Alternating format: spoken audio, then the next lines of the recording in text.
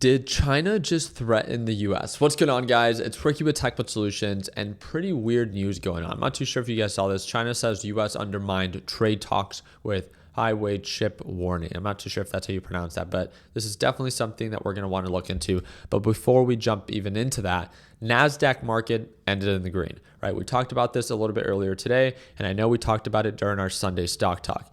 There was negative news due to Moody's downgrade, and it was not good news. There's no reason to undermine that.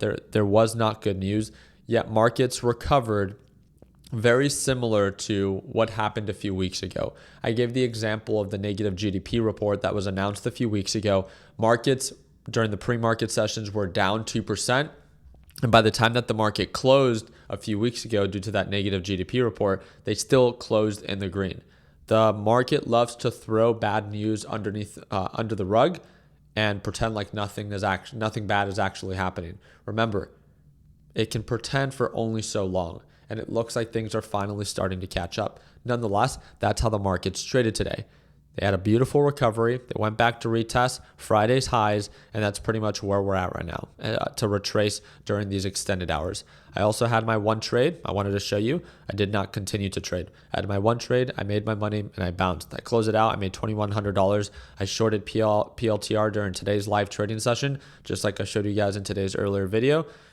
I feel like for the time that I actually spent trading, I made my money, I bounced. It's not a huge home run, but it's a good amount of money, and I hope to carry the same momentum for the rest of the week. So again, if you want to watch me trade live as soon as tomorrow, it's the second link in the description down below, and we have a little discount there for you. But let's go ahead and talk about what is actually concerning, and that's what China is currently saying right now. So China on Monday accused the U.S. of undermining the two countries' preliminary trade agreement after the U.S. issued an industry warning against using Chinese chips, Chinese chips that singled out Huawei. So pretty much, U.S. issued an industry warning and stated that, we want to focus on these chips. We want to stay away from those chips. And those chips were, again, Chinese chips, which, again, China supposedly felt like they were singled out.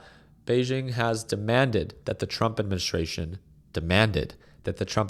corrects its mistake. A spokesperson for the Chinese Ministry of Commerce told reporters, calling the U.S. Commerce Department guidance discriminatory and market disorienting. China urges the U.S. to immediately correct its wrong practices. Again, it doesn't sound like they're asking. It sounds like they are demanding, right? If the U.S. insists on its own way to continue to substantially damage China's interests, China will take resolute measures to safeguard its legitimate rights and interests, said the spokesperson. The White House did not comment immediately. Again, I want to remind you that the only reason markets went on this flurry of quickly recovering is because there was hope. There was hope that a deal was signed between the U.S. and China. Look it up.